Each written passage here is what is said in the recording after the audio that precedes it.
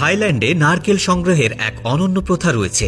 এখানে বিশেষভাবে প্রশিক্ষিত বানররা নারকেল গাছে উঠে ফল ভাঙে ও নামিয়ে আনে। পিগ টেল মাকাক নামের এই প্রজাতির বানরদের ছোটবেলা থেকে প্রশিক্ষণ দেওয়া হয় কিভাবে গাছে উঠতে হবে, পাকা নারকেল চিনতে হবে এবং তা ঘুরিয়ে ঘুরিয়ে খুলে ফেলতে হবে।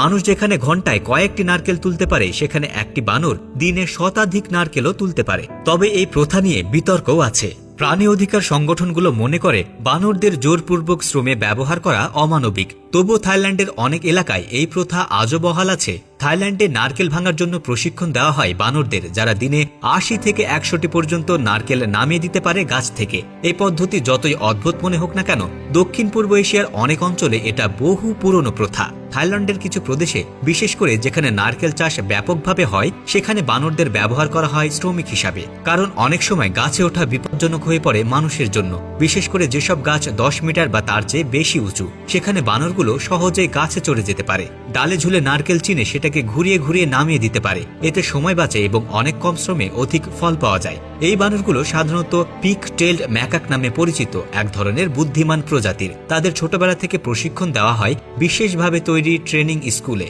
প্রথমে ছোট গাছে, পরে বড় নারকেল গাছে চড়ানো শেখানো হয়। এরপর তাদের শেখানো হয় কোনটা পরিপক্ক নারকেল আর কোনটা অপরিণত। এই কাজ করার জন্য তাদের পুরস্কার হিসেবে খাবার দেওয়া হয়, যাতে তারা উৎসাহ পায়। তবে এই প্রশিক্ষণের পেছনে সময় ও ধৈর্যের দরকার হয় এবং এটি পুরোপুরি নির্ভর করে বানরের বুদ্ধিমত্তার ওপর।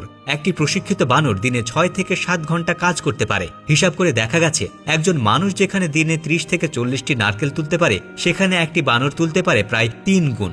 এই কারণে কৃষকরা বানরকে শ্রমিক হিসাবে দেখতে শুরু করে। এই ব্যবস্থার পিছনে শুধু অর্থনৈতিক চিন্তাই নয়, বরং ঐতিহ্য এবং কাজের গতি দুটোই ভূমিকা রাখে। তবে এই বিষয়টি নিয়ে আন্তর্জাতিক মহলে সমালোচনাও হয়েছে।